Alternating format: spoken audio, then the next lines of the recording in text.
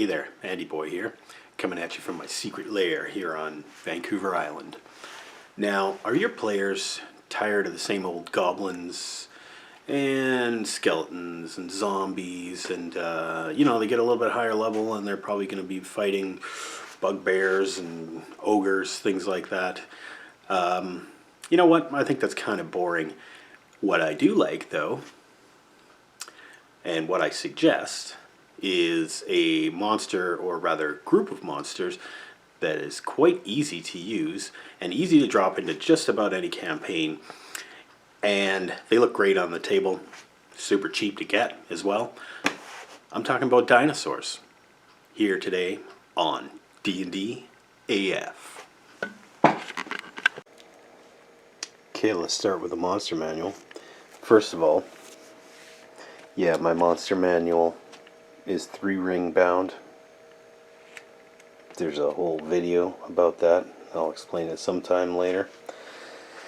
Anyway, the original monster manual, published in 2014, I believe, for the 5th edition, has 1, 2, 3, 4, 5, 6 types of dinosaurs.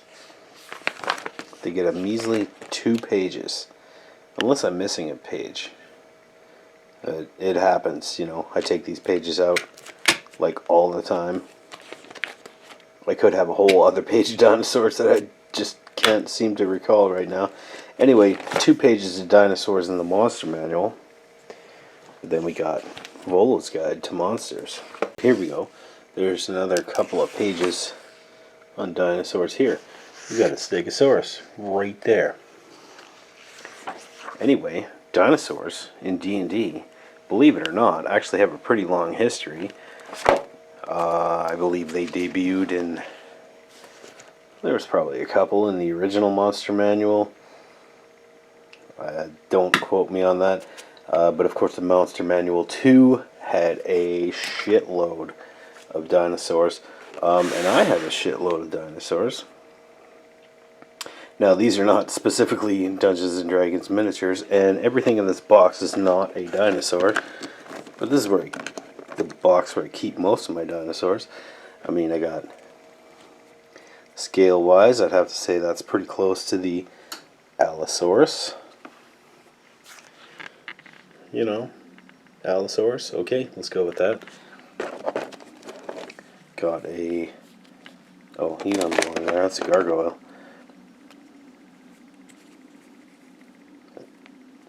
And that's a deer.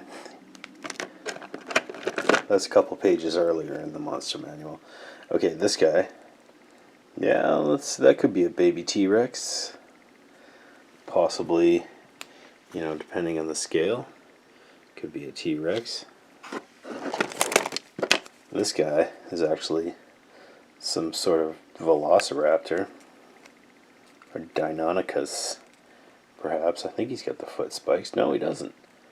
What the hell kind of dinosaur is that? I don't know. I'm sure I can find a stat block in here somewhere that matches up. Anyway, sweet looking dinosaur. Another Allosaurus. At least I'd use him as an Allosaurus. Got a Pteranodon. This guy's more like a... This is a cheap-ass Pteranodon. I mean, I would have got this inside a plastic bubble out of a vending machine for 50 cents back in the day. But there it is. Let's see if I can find some more. Here's another one. Another Pteranodon.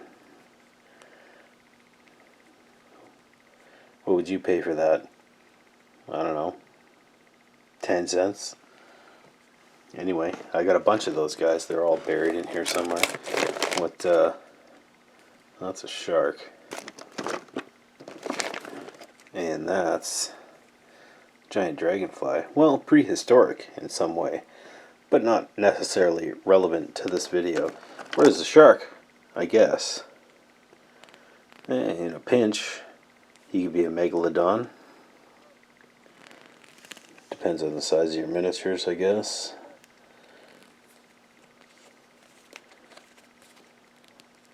think he's got a squeaker.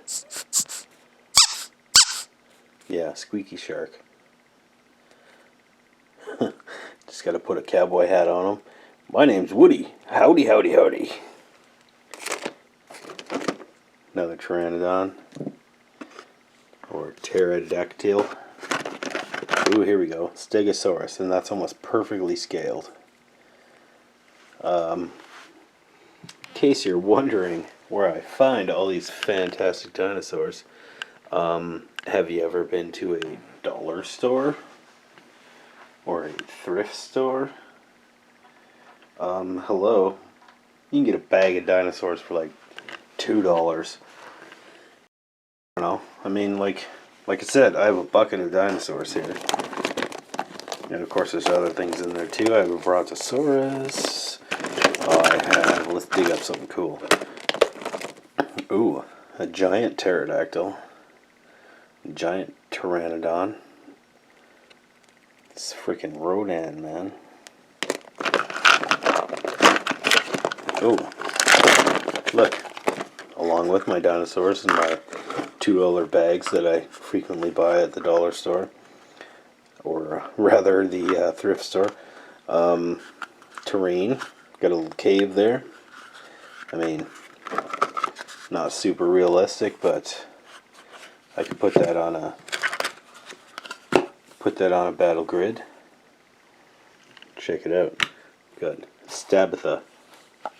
Gonna go investigate the lair. Doesn't know what's in there. At least not yet. Well, what do you know? There's a Stegosaurus lives in there, and he ain't happy. Yeah, dinosaurs are pretty cool. I mean, like, how easy is it to use a dinosaur in your campaign?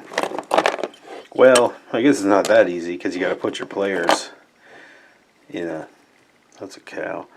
You got to put your players in a situation where they either travel to a place where dinosaurs are quite common, like the whole Lost Island, Skull Island thing, or you got to put them in some sort of time travel scenario, or you just got to accept that in your homebrew campaign world, dinosaurs are, yeah, they're all over the place. Look what I got here. Not a single dinosaur. It's a giant beetle. Okay. I should really organize my dinosaurs, keep them all in one place. Well, I got a little Apatosaurus, I believe that's called. No. What's that guy called? He's the guy that... Remember Jurassic Park The Lost World? They have like a bony ridge around their skull or whatever, and they like charge, and they like butt heads with everything, and that's their defense and their attack.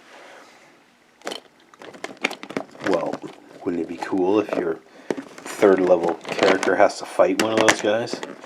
Or, I mean, this guy's sized.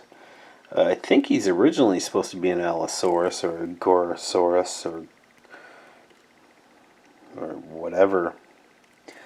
But I mean, he's kind of small. And he didn't stand up very well, so I glued a nickel to his, I think it's a nickel. Yeah, to his feet. Now he stands up pretty good. And perfect size to take on Stabatha. I mean, you could call him a velociraptor from the first Jurassic Park movie, even though now the science has proven that there never really were velociraptors that looked like that. But, hey, he jumps on you. He does, average of 13 damage a round, something like that. Viable threat for second level Stabatha. You'll better step up your game, Stabatha, or these dinosaurs going to eat you. Anywho, I have this whole box full of plastic animals. Used to be mostly dinosaurs. Look, I got a spider, and a dinosaur. Hey, look at that. Oh, look, it's a little baby Monoceratops. I think that's what that's called, because he only has one horn. He's just a little baby, but he can still destroy. Because don't forget, I mean, like, yeah, it's super fun to have all these, like, predatory raptors and stuff attacking my character. But what if you have... Oh, I gotta find some now. What if you have just the big plant-eating dinosaurs? Or even, like, the smaller plant-eating dinosaurs. What if they're stampeding? Well, you know what, Stabitha? You better get that shit out of the way. Get your shit and move it off the road, because these dinosaurs are coming through. And yeah, I'm looking for a skill check there to dexterity check to dodge the shit out of the way.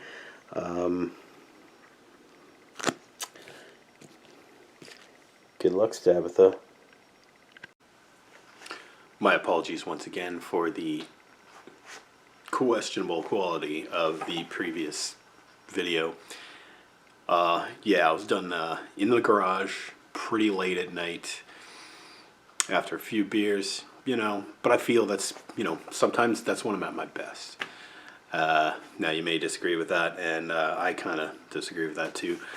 But anyway, I thought it, you know, turned out kind of amusing, so hopefully you like it.